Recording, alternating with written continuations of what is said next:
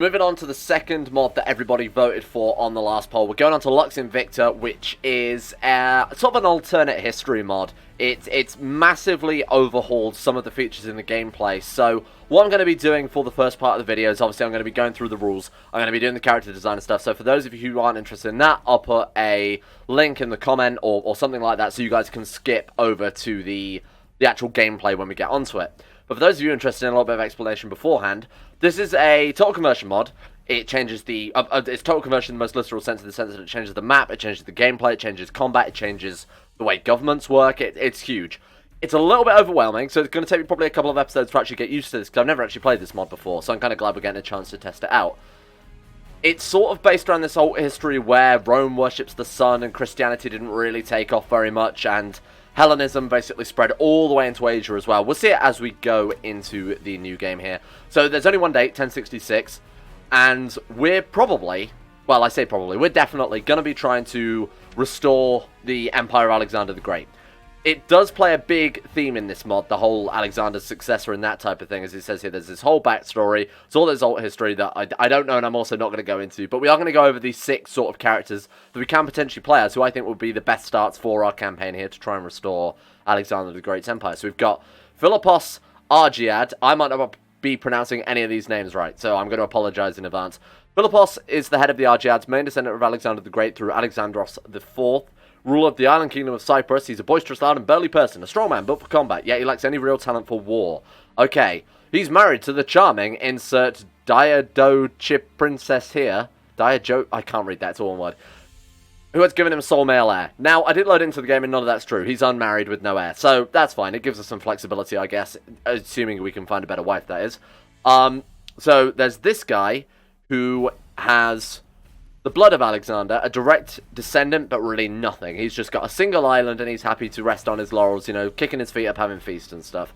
We've got Dorithios Argedai, a man whom the troops call Megos, Alexander the Great, reborn. Dorithios is a famous Roman general who's recently arisen against the empire, throwing the weakened realm into a great crisis. His line, the Argedai, are descendants of Alexander the Great's illegitimate son, Cassander. Right. So he's preposterous, overbearing, quite a powerful ruler then, giving speeches about the glory of conquest, the bonds of men, and above all the importance of leaders as active examples to their people. Right, so he could actually be a kind of cool, smaller start, but in the right sort of vein of the conquest, right? If you wanted to roleplay, I think this would be the guy that you wanted to do to restore your empire. The mighty Apollonios, I think is how you say that, beloved of Apollo Phobios and the true pharaoh of Egypt. Right, okay, got it. Oh, he's a Ptolemy, I didn't even see that. Apollios Ptolemy. Rulers from the capital is the last Hellenic stronghold of Kyrene, around which combines the grandeur of the ancient world with the sophistication of the new age. So this guy is Egypt, right? That could be kind of interesting. And Tokios Seleucos. Once the sons of Seleucus sat at the Babylonia, so Babylon. Okay, interesting. Let's take a look at you. Governor of Crete, descendant of Antagonios, the one-eyed, frustrated man with great ambitions, with no means to carry them out. That sounds like a very difficult start. I might be persuaded. Governor of Crete. What was this guy? Was he Cyprus? Yeah, he was. Okay, fair enough. So that's another very small island start. That sounds like it could be the hardest start. And we've got Megasthenes Epo... the Hellenic Basilius of India. A foolish man. Supposedly a living Buddha. That could be interesting. So we'd actually start as an empire level title in India there. I'm actually torn between either this guy of Cyprus or this guy of Crete. Why don't we actually go into game and take a look through them before we come up with a decision. So like I said, the map is very, very different. It looks kind of a little bit ugly, but obviously because they've had to scale it up a little bit there, the mountains look a little bit strange on the map. But they've added all the way down into the very southern parts of Africa here, even places like Madagascar, that type of thing, to, I suppose, represent things like Alexander obviously conquest into northern and some of eastern Africa in particular, but I don't think it ever went that far south. Anyway, we've also got all the way up to, oh, Finland as well. They've added Greenland there. Okay, fair enough. We've got new parts of Russia as well, a little bit of Siberia there. So they've sort of trimmed the map down, but also added a lot more to it. It's a little bit more squashed in that regard. Like, the UK looks a lot more claustrophobic than it does in the base game. Obviously, we're going to start as someone on the Alexander's Legacy bookmark. So we've got this guy of Cyprus, so this guy. Or we've got, what was the guy of Crete? Yeah. That could be a very, very difficult start. Could be quite interesting, though. So that's these 2 provinces here. So this is still 2 provinces, but he starts a kingdom level title. Weird. I'm looking at the map, and I'm thinking, either way, I'd probably want to be reforming Greece as my first goal. And then from there, obviously, heading into Persia and then heading into Africa as well, like Alexander did. That could be very, very fun. Okay, why don't we go for Crete? Why don't we go for Crete and try and bring together Greece somewhat? There is a Basilius there as well, I noticed. He hasn't got very much. He's got, like, Constantinople and the sort of surrounding... Is it Thrace, I think? So, that could be an interesting start. It doesn't look particularly difficult either, because the world is very, very shattered at this stage. Like, really shattered. I'm going to go for this guy, then. Oh, maybe... Basilius... No, fuck it, I'm going to go for this dude. Just because he's a slightly higher rank, it might unlock certain features that we don't have access to playing as a Duke. Alright then, not going to use character designer. Similar to the When the World Stopped Making Sense playthrough, this will be, I suppose, somewhat historically inspired, might be the best way to put it, but we will try and stick to it as close as possible. Oh god. Now we've got Holy Fury rules showing up. Now I'm not playing this in with the Holy Fury enabled, because obviously it will break the game, it's not supported yet. Unless it actually is. They might have started work on it but not finished it. Oh, it's got Viet as well, which is... extra events. You might have seen that if you've ever played in HIP. I believe that When the World Stopped Making Sense also had Viet. Okay. I'm not going to mess around with the rules at all. I might just reset them all. China? Why not? China, I don't really want Shattered Retreat on, because I personally don't like Shattered Retreat. Siege events is far too easy to metagame, so I'm going to set that to defenders. Defensive packs on. Yeah, okay, that's fair. Rule silly. Rule silly _ desk, right? And I should also point out this is the version of Lux Invicta that I got from GitHub. So there could be some incompatibilities, there could be some, you know, bugs, glitches, breaks, that type of thing. Here we are. Basilius Philippos the 7th, the 8th of Cyprus. Lux Invicta is loaded and is now at revision, blah, blah, blah, blah. Would we like to read some rules from this very, very old man, this 1,000-year-old man who's going to teach us about the game? Yeah, if you don't mind. So, like I said, for those of you interested in skipping this, feel free. I'll put a link to where we actually start the gameplay a little bit, but this is going to explain some more of the mechanics. So, for those of you who are interested, and for me especially, this is going to be kind of important, so enlighten me. And we'll take the 15 piety for free as well.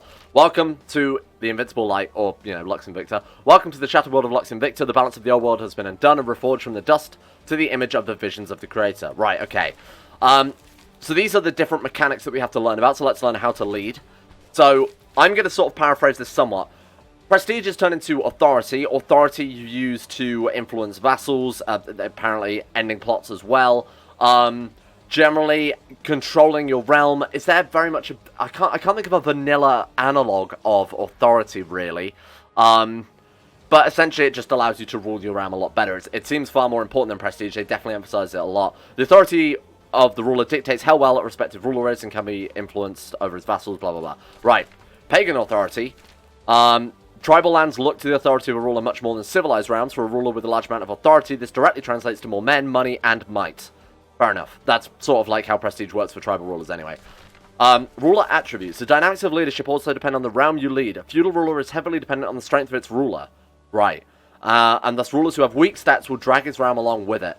So, they're sort of implying that perhaps... your stats might be more reflective of the realm. So if you have high martial, you might have a more martial realm. Or maybe it is literally just a good ruler will have a better realm than somebody who has crappy stats. Okay, fair enough. Back to the inevitable eugenics game. You know me so well. Farewell and listen. Thank you, Deckard Cain. Let's learn how to fight. Culture and retinues. Fighting is greatly changed since the days of old. The culture of the province determines the composition of the troops. Okay, that's pretty relevant. And with the tactics employed, nonetheless, the culture of the ruler determines what kind of elite warriors can be employed as retinue.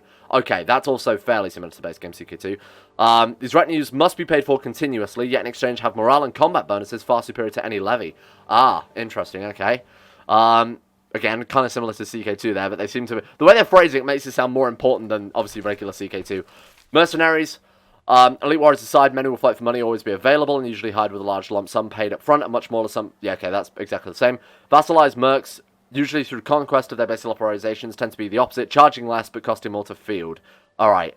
The commanders tend to go AWOL when you reload, don't they just? Combat. In battle, many things can happen. Not only do combat events fire a lot more than before. Okay, that's interesting, but traits matter more. Right. Occasionally a duel between... generals may occur. Heroic cultured rulers will actively fight and seek out commanders. I assume we have a heroic culture. Hellenistic? That sounds fairly heroic culture to me. It isn't fully implemented yet, though. That's fine. Thank you. Alright, let's learn how to rule. Buildings. Now, this is one thing I do love. You guys know how much I love building overhaul mods. Every mod that I think we've played on this channel, I've had some sort of building overhaul enabled as well.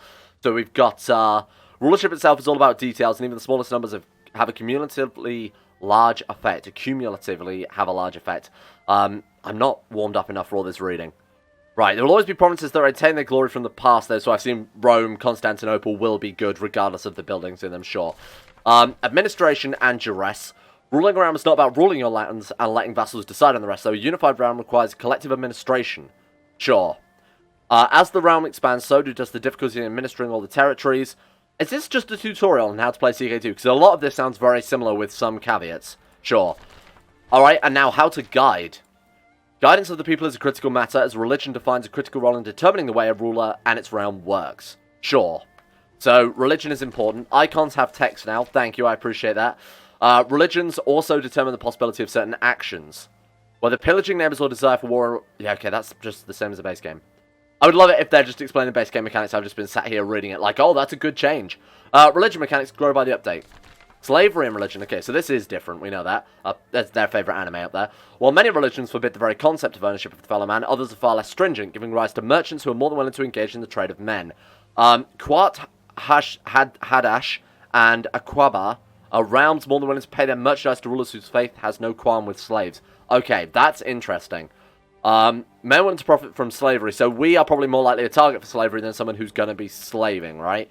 It was more like indentured servitude in classical times. I can't see anything just at a vague glance about slavery. We've got a lot to read through here, holy shit. If money can buy even men... Dear one, listen, I've heard enough, thank you, and so it shall be. Wait 1,000 years for this task, now my watch is ended and I shall depart. What about these keys? The Arumbic keys. Okay, so it's got a Roomba's keyboard shortcuts then. I've never played with it, but, you know, because I'm just so used to the base game ones. Yeah, sure, okay, I'm sure I'll work out as we go on. Farewell, mysterious mentor. I might even end up disabling it, because I'm so used to the base game CK2 ones. Alright, there we go, problem solved. So, we are Alexandros Ammonite, Greco-Roman, build cost plus 5%, not a fan of that. Let's look at the negatives. So, build costs increase, revolt risk is increased, noble vassal tax and clergy tax are down. We lose some intrigue and some diplomacy, not a big deal. Some learning as well, who cares about learning? Fertility minus 5%. General opinion minus 10, that's awful. Same religion opinion though, plus 20. Right, okay, so you get basically a flat plus 10 with anybody of the same religion, which is quite fair. So conquering new lands, we become very much more susceptible to rebellions, that type of thing, until we convert them, at which point they will be very, very loyal, is what I'm getting from this. We have much bigger army size though. Burgher, clergy, and... Oh, sorry, that's a minimum and the maximum levy sizes. Both the burgher and the clergies are up by, what's that, 45% minimum, 60% maximum on cities, and then 40% and 35% min-max, respectively, on the clergy. That's pretty good. 60% land organisation is incredible. It'd be more relevant, obviously, if we were fighting up in the cold, cold north, but that's not too much of a big deal. Martial plus 3. We have a son. Oh, my kinsman. He's not my son, but it's some distant relative. Stubborn. Okay, so stubborn as a unicorn, as the expression goes. 19 martial, though. Pretty good. Right, we are unmarried, which is something we need to worry about. Even though this character was supposedly supposed to start married, we actually aren't. What else have we got here, then? Classical. Tolerates to be governed by oriental despotic governments of the same culture only. None of those words make any sense to me in that order, so I'm going to ignore it. Cannot use gavelkind. That's like music to my ears. Domain size minus 2. Oh, shit. Okay, that's not very good. No access to gavelkind. Again, absolutely fine by that. Slightly better pikeman. We can hold castle. Oh, we can hold everything. That's really good. Castle. Oh, besides temples, naturally. Can hold tribal without penalties for counties in your culture. Right, okay. That's fine. Uses prestige to build cities. Oh, that's very cool. I like that. Tribal government are not included in the vassal limit calculation and can't grant kingdoms and empires to characters with a different culture. So that's fairly standard CK2 there. Alright then. We've got some additional focuses here, some additional ambitions. We've got become formidable fighter, go traveling, which we also had in, we also had that in When the World Stopped Making Sense, right? So some of these features I should already have a decent grip on. So when we did that as, obviously, Julius Nepos, we got some, you know, varying events to, that was the phallus touching. Oh, thank God. Another series with more phallus touching, my favourite.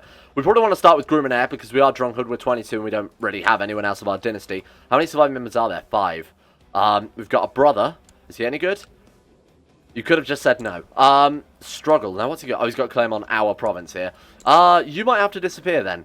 You could kidnap him. If we successfully kidnap him, we can kill him off quietly. So, I'm going to keep that going. Survey Realm, well, that's obviously, we've seen that before, and when the world start making sense, compose a book. Demand peacetime scootage. Okay. Can demand financing from our vassals. This will gravely damage our legitimacy, however, shouldn't be taken lightly. Okay, so it's 333 prestige, and we can only do it once a decade. We're just going to get some money from our vassals, eh? Okay, that seems a bit shitty. Tighten control of the army. What will that do? I'm a great warlord. Thanks to my spiritual law and martial skills, I can impose my authority over the army. I don't know what that does, so we'll just have to test it out. Hold a festival in honor of Alexandros Ammon, so son of... because he was supposedly proclaimed son of Zeus and Ammon-Ra, sure. Loan decisions. Oh, we can just take loans on demands? Oh, that's pretty useful. We need... oh, you need a yearly income, though. That's what limits us. Right, okay, understandable. That's really cool, though. I like that system. Toggle titular empire creation. Okay, so we could create some various... oh, right, that's what we want to go for. Reforge the empire of Alexander the Great. There it is. That's absolutely what we want to do. So you have to be Hellenistic, Roman, Indo-Hellenic. We need to control Antioch, Baghdad, Bactria, Thessaloniki, which is, I think, just Constantinople, right? Alexandria, naturally. We have to have 500 wealth, 1500 prestige. This seems fairly straightforward, actually. This doesn't seem too difficult. The AI gets it much easier, but, you know, fuck the AI. We've also got the Hellenic hegemony. The Hunnic Empire. Oh my god, there's so much. The Ptolemaic Basilia. Wow, okay. That's a cool system. I like being able to see all the options available to you there. Okay, sure. Marriage decisions, naturally. Arrange courtier marriages, so that would just automatically marry off your courtiers. This is, all of these you might have seen from Historical Immersion Project, because that's what these options are available in that as well. That's where I've originally seen them. Borrow some money, we can donate some money, we can hand out minor titles, review the hotkeys, review the introductory events, and search for a smith. Excellent. Alright. Feel like I'm ready to go then. First things first, we need to get a goddamn haircut, because that's atrocious. What's the worst hair... perfect. No. Wait, I want to go back. Hang on. Where was it? I liked the band of hair complementing his... oh, there we go. It's a headband in a band. Perfect. Let's give him just the worst beard we can find here. Excellent. Man, what a great start. What a justified and dignified start for this dude. So he is strong, which is obviously an incredibly good start there. I'm going to take the family focus initially. Or, you know what, I might go seduction. See if we can invite some strong genius women to our court and just seduce them to start off with. Let's see what we can get then. Genius. Genesius. That's my friend. He's the leader of my armies, Genesius. Diplo range, preferably. I don't know why I said no to that. Join court. I'm going to say any ruler, no. Alright, gender, women, married, no. No genius women. Come on, it's 1066 game. Well, that's not inspiring me with confidence. Oh, Jesus Christ. I saw the face of God and he was weeping. Oh, God, well, at least we know it's hereditary there. It runs in the family. Jesus. Are you alright? Holy shit. Oh, well, it tells you a lot more information about them just at a glance there. That's kind of cool. Oh, man, that's a really nice little feature. Player opinion, we've got liege, ambition, obviously their stat overview there. Oh, that's kind of cool. So you can actually get people's stats without looking at the character page. So say, for example, I don't know, we wanted to find out the stats of our grandfather. You can just hover over it and it'll tell you. That's a nice feature. That should be base game, honestly. I mean, at least her hair is slid off rather than her entire fucking face. You also look fairly normal. Oriental despotic. What does that mean? Oh, right. Ancient form of government of the Fertile Crescent in which a single individually formally wields all the power and authority embodying the state. Well, that sounds like my type of government. How do we get that, then? I wonder what determines them getting that. Very weird. Alright. How many troops have we got, first and foremost? 1,800. Yet this kingdom north of us only has 1,800 men. Or 1,180 men, I should say. We need to get ourselves away before we do absolutely anything else. So, we're going to need to get some bribes, I think, if we want a strong wife. There are no genius... What about quick? No one. Although this lady is apparently highborn. Will she marry me? Betrothal? Let's see if we can get betrothed to her. Yes, she will. She's quick as well, so that's not too bad. She's 12. That will get us an alliance with this dude. Oh, that's not bad. That's not a too terrible alliance there. Okay. There's also her. Now, she is lustful as well, which could be pretty decent. Again, we'd have to buy a favor on her, though. What have I not looked up? What about, like, fair? Oh, sorry, quick in-game, isn't it? No. Hang on. Attractive. There we are. Right, attractive, lustful. Up. I think they're getting worse, but I can't entirely tell. I don't know what's causing that, but I might need to change it. Can we take concubines or anything? Nope. So there is an attractive, gregarious, diligent, brave concubine there. She's also generous, which seems a pretty decent trait, to be honest with you. Jovian? Okay, so she's a heretic. We could invite her to court. I think I would prefer the quick one with the alliance, though. That seems to be getting us... She's gone. Where the fuck did she go? I didn't even unpause. She's actually just gone. Hang on. Reset. Wait, I know who it was. It was your sister? Yeah. Range betrothed. Right, let's try that again. No, not him. Me. There we are. Perfect. Problem solved. Alright, well, there's the wife situation dealt with. And it crashed. Honestly, not entirely surprised. I've gone to the mod DV version instead, and that seems to be running quite well, so we're going to go for that one instead. Basically, let's play. I think no more pissing around, no more crashing. Like I said, no more crashing. I didn't know whether or not it was still going to crash. We've got this nice lady. There was a genius nearby. A Marchionist. What does that mean? I don't know. Alright, I'm going to seduce you. Ask marriage. Ooh. No, I'm actually gonna... wait, arrange marriage. No. I thought it said, arranging a marriage between us and her. Turns out I just married her off to some randomer, so I'm glad I didn't press that in hindsight. We're gonna try and seduce her, to try and get ourselves a lover. I'm gonna send her some money as well, because everybody knows if you want to be my lover, you've got to give her 15 gold. Right, hopefully... Ooh, I desire a child to carry my... Okay, so we actually had this in When the World Stopped Making Sense as well, so that's kind of a cool little event there. So, what's the first plan then? I'm not entirely sure. I think first thing, before I do absolutely anything else, we need to get our council set up. Really? Is there much I want to do at this stage? Try and improve religious relations with, I assume, some pentarchs. Oh, Jesus. Why are the faces so fucked up? What have I done wrong? Maybe they have, Maybe they have the better-looking garbs mod enabled and I haven't installed it. Maybe I should do that. Anyway, yeah, there are pentarchs. Rome, Jerusalem, and Carthage there, but none exist. And this dude is in Alexandria, so we could go and improve relations with him. That's probably not a bad plan, actually. Alright, let's go and improve... I guess not. Oh, it doesn't matter. Fine, fuck it. Just proselytize within my court. Alright, you can... My Mystikos. You can be sacked in favor of him, who's going to go and study tech. Or, they're actually going to conduct subterfuge. Committing technological and military espionage. Oh, right, okay, so there's no studying tech in this, eh? Spymaster discovered. Spymaster studies technology, 6.9% chance yearly, so you can still do that. Oh, wow. Seems actually way more useful. Although there is a cumulative 14% chance to be discovered, I assume. Wait, canicleos? What is canicleos? I don't know what that means. You know what, let's just go and subterfuge in Constantinople. We've also got our steward. I'm not going to try and pronounce it. You know what? I thought I'd give it a go, but I'm not. And then you can train me some troops as well. Let's start building ourselves up quite early here. Our diplomat, though, very, very good. Like, incredibly good. Okay. Now, we want to set up our minor titles. There is, quite luckily, one of my favourite features out of any mod is, same with CK2 Plus as well, hand out minor titles. Press of a button, done. How many times in episodes do I spend pissing around handing out minor titles, and now it's just done automatically for me, depending on their opinion? That's so good. We have a sister? Yeah, half-sister. Right, okay. You can become our court tutor. In fact, no, you know what? I'm sure there's someone better. Yeah, you know what? Actually, that lady we invited to our court is much, much better. She's not incredibly good, don't get me wrong, but Temperate and Humble are both very, very good for an educator. Or not. Okay, don't then. Court Jester, not really relevant. Court Physician, though, 18. Yep, I'll take that one. And does anybody want a title? Nobody wants a title. Take my goddamn titles. Here. Why is that not working? Normally they say, this only happens if they're just not interested. Maybe it's because I've already given out minor titles, we're just waiting for a response. I'm not sure. I sent Eusebia a beautiful necklace, but I've heard nothing back from her. I will plan my next move. We will get her, don't worry. And you know what? I'll give it a year, and if she's not deeply, deeply in love with us, a descendant of Alexander the Great like us, then I'll just marry her and she won't have a choice. I need another tactic. Okay, we'll do this. I believe in you. We could just marry her, but I think if you marry, it cancels the seduction, or at least it does normally. To the raffish rogue Philippos. He wants to marry... No, absolutely not. She's mine. I didn't go to all that trouble to get her here just to marry her after some Roman shit. Time to up the ante. Yes, excellent. Right, that means we're doing something well, I suppose. St. Gip, attractive, plus 25. Hey, look at this. Liege is blood of Alexandros. Now, I wonder how long that lasts. I wonder if eventually it will, you know, sort of peter out.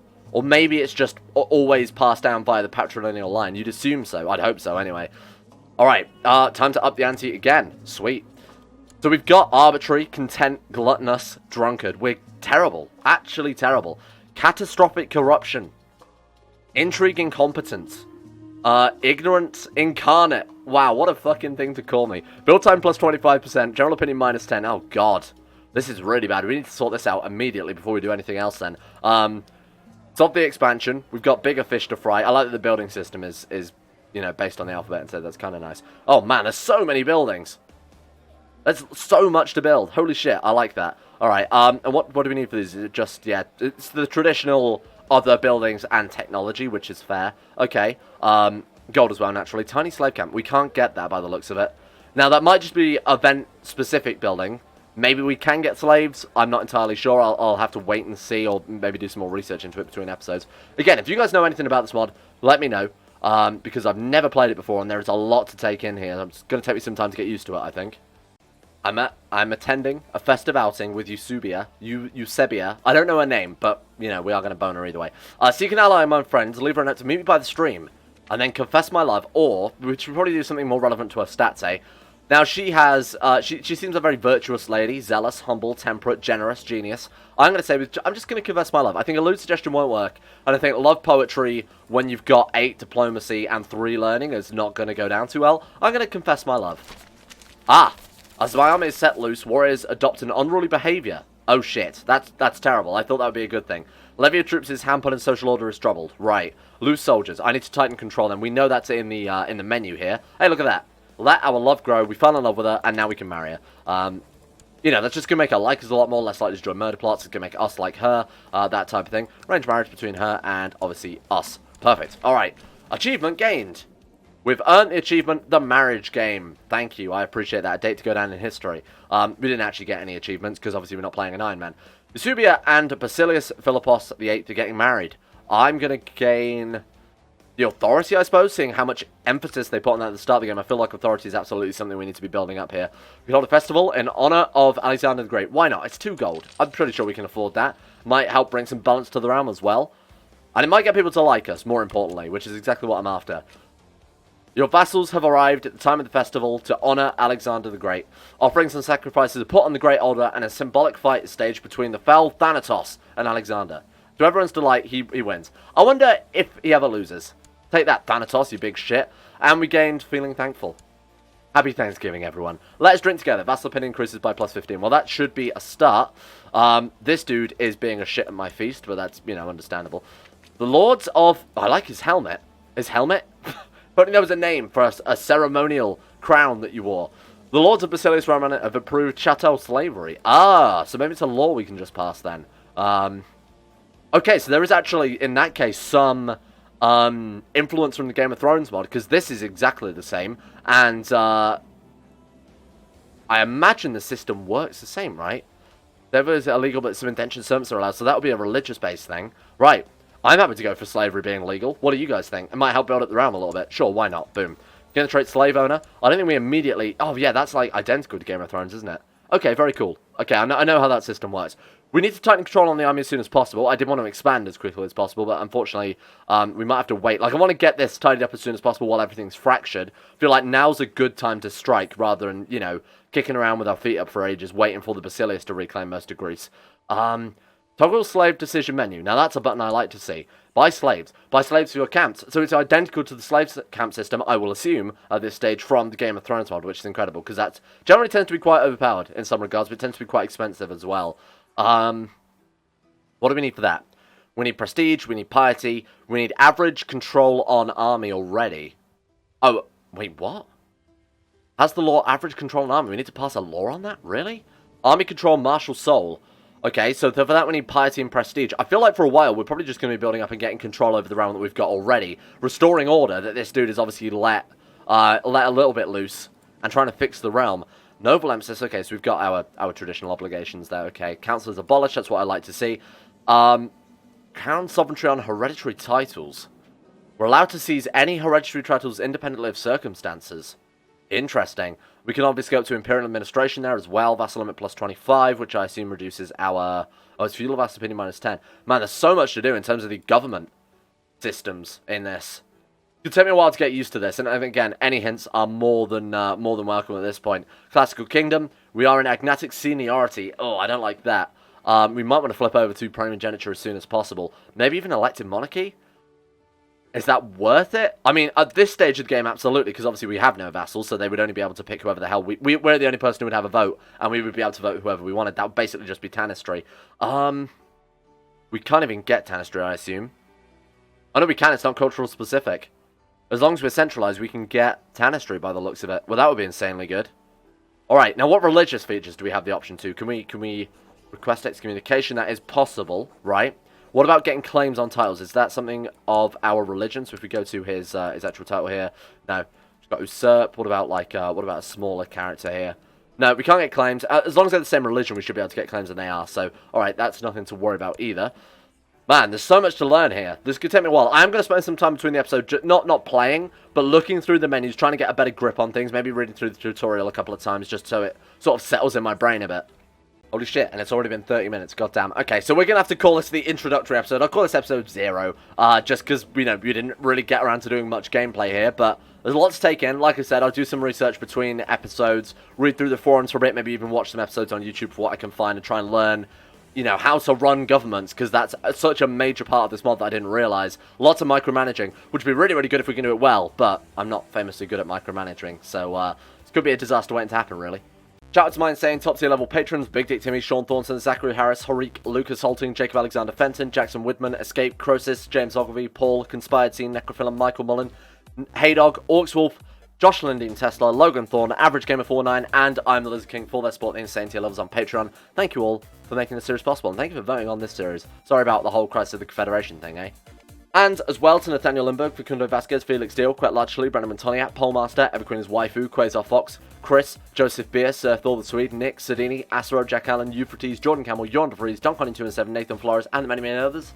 Thank you for your support as well.